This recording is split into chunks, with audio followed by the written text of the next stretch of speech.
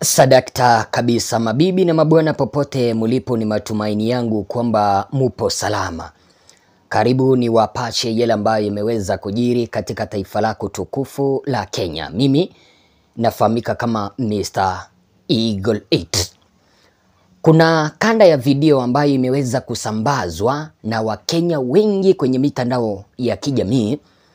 Kanda ambayo inamuonyesha aliyekuwa jaji mkuu Bwana David Kenani Maraga akiwa anwa advice wa Kenya, vijana, akina mama, akina baba, pamoja na majaji kuweza kupractice what we call integrity. Na tunajua kwamba integrity kwa Kiswahili ni uadilifu. Integrity ni katika ni ile hali ambayo mtazamaji wangu unajipata kwamba unasimama na msimamo wako imara. Msimamo hauwezi ukahongwa, msimamo hauwezi ukabebewa akili, msimamo hauwezi ukalazimishwa kufanya kitu bila ya uamuzi wako, msimamo ambao hauwezi ukahongwa kuweza kufanya kitu, lakini unafanya kile kitu kwa kuweza kujitolea. Unafanya kile kitu jinsi ambavyo inahitajika kisheria, kikatiba, bila kuweza kuegemea upande mmoja, bila kuweza kumuumiza mtu mwingine. Katika kanda hii, Jaji Maraga alikuwa anawaambia wananchi, aswa alikuwa anazungumza kanisani, kwa sababu I think Bwana David Maraga ni Mwadventista, na katika ile kanisa upande wa Nairobi yeye ni pastor. So alikuwa anahubiri kule kanisani akisema kwamba ukitaka watu wa kuheshimu, kuwa na msimamo.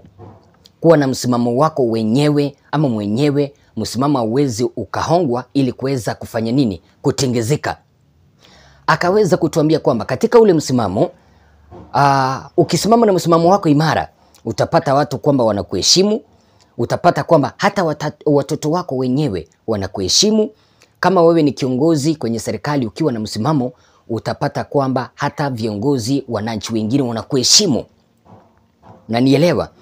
Sasa katika kanda hii, kipindi ambapo niliweza kuisikiliza jinsi ambavyo Maraga anatueleza, kwa sababu aliweza kutuambia kwamba kuna hadi kipindi ambapo alikuwa ni jaji katika mahakama kuu upande wa Mombasa 2005, ambapo aliweza kuhongwa eti kwamba aweze kukubali importation of fake sugar ama importation of cheap sugar from other countries ikuje kuuzwa hapa nchini. Kitu ambacho mtazamaji wangu tunaelewa kwamba importation of that sugar itakuja kumaliza kampuni za hapa nchini. Kampuni kama vile Chemilid umeweza kuona imefariki, Mumias Sugar umeweza kuona imefariki, pamoja na makampuni mengine, kwa sababu kuna ile cheap sugar ambayo inakuwa imported kuja hapa nchini.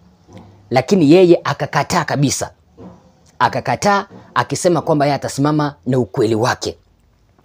Sasa nimeweza kujiuliza, what if Maraga angekuwa ni mwenyekiti wa tume ya uchaguzi na mipaka hapa nchini IEBC? Ile trust ambayo watu wangekuwa nayo kuelekea kwake, yale matokeo ambayo ni ya uchaguzi yangeweza kutangazwa na Bwana Maraga, si yangekuwa yanaaminika? Mtu tu anaona kama ni Maraga ndiye chairman wa IEBC, yale matokeo ambayo yatatangazwa ni ya ukweli, kwa sababu ako na integrity. Take an example, kama hapa nchini watu wako na imani kweli na mahakama ya hapa nchini ambazo zinaongozwa na Bi Martha Koome? Hapana. Ni kitu gani kinafanya kuyumba kwa Martha Koome na uamuzi ambao anatoa kutoka kule mahakamani? Anyway, ningependa uweze kuchukua sekunde yako 1, 2, 3 uweze kusikia jinsi ambavyo Maraga anatoa maneno yake ya busara, alafu tuweze kuendelea mbele, watu wasija wakasema kwamba ni maneno yangu ninakula. You are told something is brought and you are told, can you sign here? You look at it, you know what that means, but you sign because you are getting your cut, isn't it? At times, some clients want you to lie for them. Want you to lie for them. They just buy you. You know, that's what it means. They buy you to do what they want. as soon as you do that, they have no regard for you. You're so cheap before them, they have very little regard for you. But if you refuse and stand firm, and there is a time comes later when they want somebody honest to perform some job, they will be the first ones coming to look for you. They're the first ones coming to look for you. Sorry again to use another example. When I was in the High Court in 2005 in Mombasa, I made some orders which irritated some people. I restrained the coming in of sugar, worth more than 30 billion shillings. So these people, the owners were frantic. They wanted this sugar released immediately, so they went looking for a lawyer who is my friend. You know what they asked him? Tell that judge to quote his price. This lawyer knew me. He says that man has no price. He says, no. There is no Kenyan who doesn't have a price. He says no. And in fact, that lawyer was very annoyed. He didn't want to be involved in that kind of thing.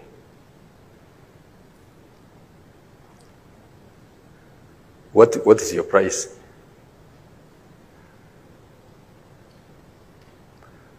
What I'm saying is, are you ready to be bought? In some places, you may not be the one making the decision. But if you agree to be used, you're just a doormat. We are more than that. We are more than that. Sons and daughters of the living God, we cannot afford to be doormats. I want to appeal to you, young people. Be integrity champions for our church. Be integrity champions for our church. For yourself. For your children. Safi kabisa. Nadhani kwamba umeweza kusikia maneno hayo ya busara. Hapa hivi mada kuu kwenye mazungumzo yake kule kanisani Lavington, mada yake ilikuwa ni kuweza kukuwa na integrity, yani kuweza kuwa na msimamo, uadilifu. Ndiposa hata kule kazini, kipindi ambapo uko na uadilifu, unapata kwamba watu wanakuheshimu, watu hawawezi wakakudharau. Lakini ukiweza kuallow yourself kuweza kuhongwa ili uweze kufanya kitu, utapata kwamba hauwezi ukaheshimiwa, kwa sababu watu wanasema kwamba yule hawezi akafanya kazi unless umpe kitu kidogo. Unanielewa? Na kitu ambacho mtazamaji wangu tunajua kimeweza kufanya taifa letu la Kenya kuweza kukuwa na ufisadi mkubwa ni hongo. Watu kuweza kukubali kuhongwa. Anyway, kabla hatujaweza kuendelea mbele, kama wewe ni mgeni hapa, chukua sekunde yako 1, 2, 3 uweze kupiga subscription. Ukishapiga subscription, bonyeza kengele, like video mtazamaji wangu, kwa sababu ukilike utakuwa umejikatia tiketi ya moja kwa moja, na ukiweza kupiga subscription utakuwa umejikatia tiketi ya moja kwa moja kuweza kupokea matukio yetu kabambe kabisa. Ukilike video hii itakuwa recommended kuelekea kwa group nyingi. Ni maombi yangu kwamba utaweza kufanya hivyo. Kipindi ambapo natusemeza, tafadhali tuambie ni ambalo ulipo, kama uko +254 tujulishe mkoa wako. Karibu tuendelee mbele na mazungumzo yetu. Unajua maneno haya ya busara yake Maraga yameweza kunitia moyo kijinsi fulani, na nikaweza kujiuliza, katika taifa la Kenya viongozi wa Kenya wako na uadilifu? Tukianzia rais mwenyewe, naibu rais, mpaka viongozi wengine wako na kitu ambacho kinaitwa integrity. Kama wangekuwa na integrity, hatungekuwa tunaona watu wengine wanachaguliwa kazi, wengine wakiachwa. Hatungekuwa tunaona kabila zingine zinachaguliwa kazi, kabila zingine zikiachwa nje. Kama kiongozi ambaye yuko mamlakani, William Samoei Ruto naibu rais, pamoja na viongozi wote ambao wako mamlakani, kama wangekuwa na kitu ambacho kinaitwa integrity, hatungekuwa tunaona wananchi wanalalamika watu fulani wameweza kuchaguliwa pekee kuelekea kwa kazi, watu wengine wameweza kufanya nini? Wameweza kuachwa nje. Take an example. Bwana Chebukati, kipindi ambapo aliweza kutangaza yale matokeo ya uchaguzi wa mwaka 2022. Je, alikuwa na kitu ambacho kinaitwa integrity? alikuwa amewini trust ya Wakenya kweli? Hapana, ni kutokana kwamba hata uchaguzi wa mwaka 2017 aliweza kuharibu. That's why unapata kwamba wananchi hawakuwa na imani kwake. Na nielewe mtazamaji wangu. So, ukiwa na imani, ukiwa umejenga imani yako kwa wananchi, ukiwa umewini trust kwa wananchi, unakuta kwamba wako na imani kwako kwa lile jambo ambalo unaenda kufanya. Chebukati hakuaminiwa na Wakenya, and that's why wanasema mpaka siku ya leo fungua sava tuweze kuona yule ambaye aliweza kuibuka mshindi. Ama nimedanganya wenzangu? Ama nimedanganya? Take an example, Bi Martha Koome, who is the Chief Justice of Kenya. Hakuna kitu ambacho kinaitwa integrity. Kama angekuwa na integrity katika ule uamuzi wake wa kuweza kufanya nini? Wa kuweza kuamua kwamba William Samoei Ruto ndiye aliweza kuibuka mshindi, wananchi hawangekuwa wanamkejeli. Kwa sababu kila kitu kilionekana wazi kwamba kura za uchaguzi wa mwaka 2022 ziliweza kuporwa. Na nielewe mtazamaji wangu, lakini sasa walikuwa na expect katika ile evidence ambayo iliweza kuwasilishwa kule mahakamani na Mheshimiwa Raila Amolo Odinga, ule uchaguzi utaweza kutupiliwa mbali, ama Bi Martha Koome aweze kusema kwamba uchaguzi ule uliweza kukumbwa na dosari. Lakini Martha Koome katika ushahidi wote ambao uliweza kufikishwa mahakamani hakuona hata ushahidi hata mmoja, kwa sababu kila kitu alikuwa anasema kwamba ni null and void. Integrity, uadilifu. Hata wewe mtazamaji wangu, ukiweza kujenga integrity kuelekea kwa watoto wako, utakuta kwamba wanakuheshimu. For example, leo ukiweza kumpromise kwamba nitakuletea kitu fulani na uweza kukitimiza, unapata kwamba hata ule mtoto mdogo wako anakuwa na imani kwako. Kama baba ameweza kuniambia ataniletea kitu fulani, ataniletea. Kama baba ameniambia kwamba nikitia fora kule shuleni, nikikaa nambari 1 kwa darasa, ataweza kununulia baiskeli, najua kwamba ataweza kuninunulia. Na nielewa. That's what we call integrity.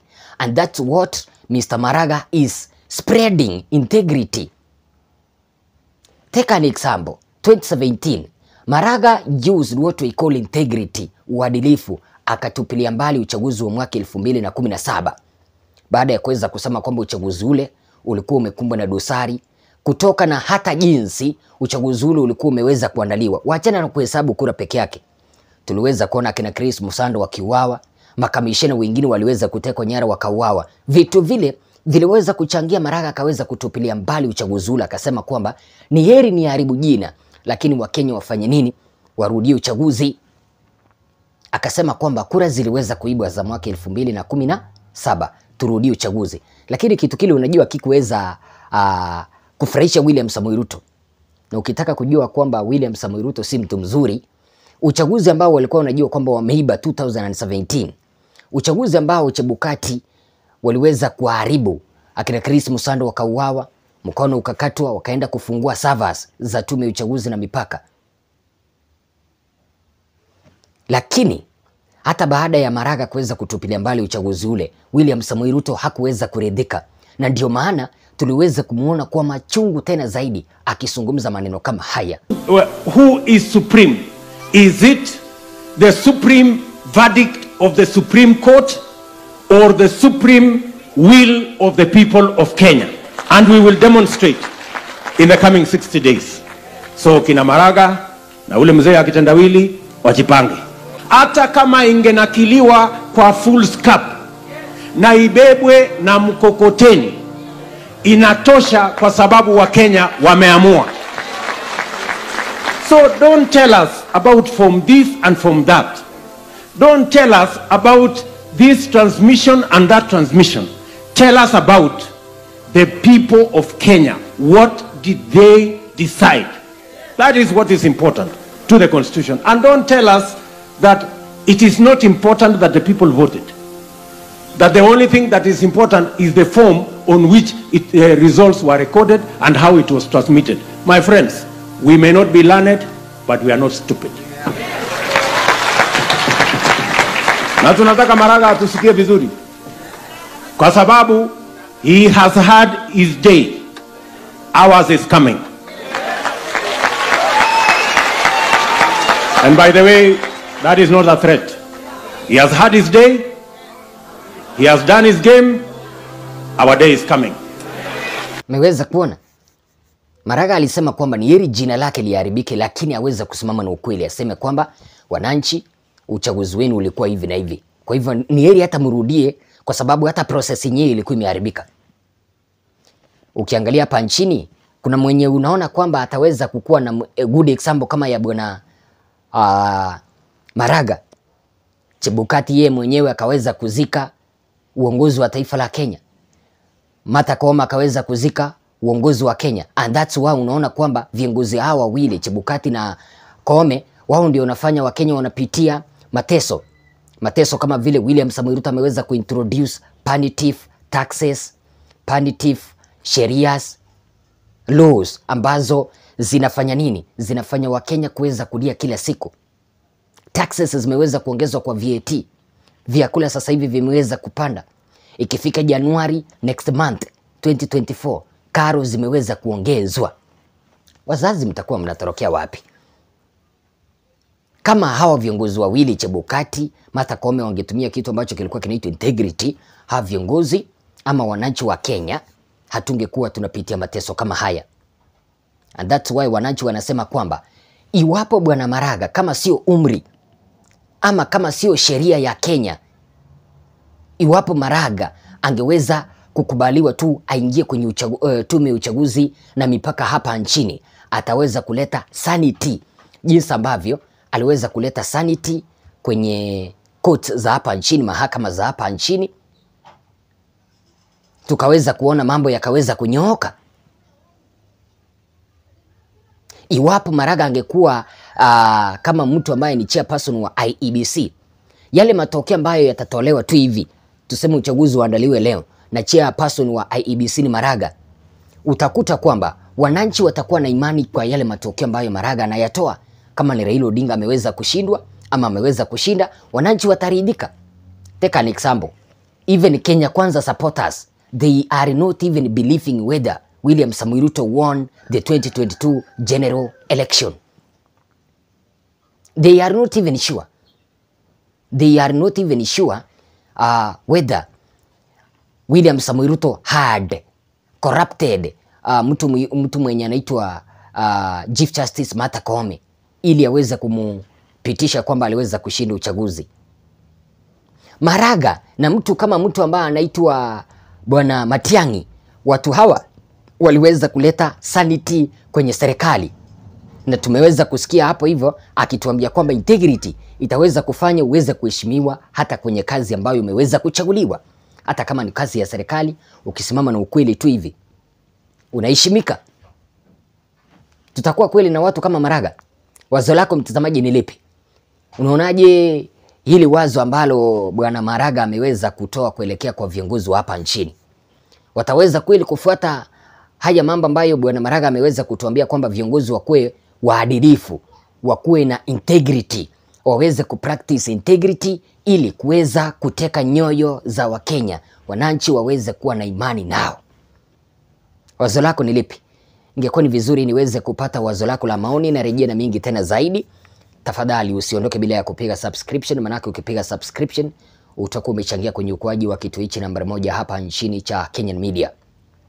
Alafu ukilike video hii itakuwa exposed kuelekea kwa watu wengi tena zaidi. Tupatane kwa kanda ijayo.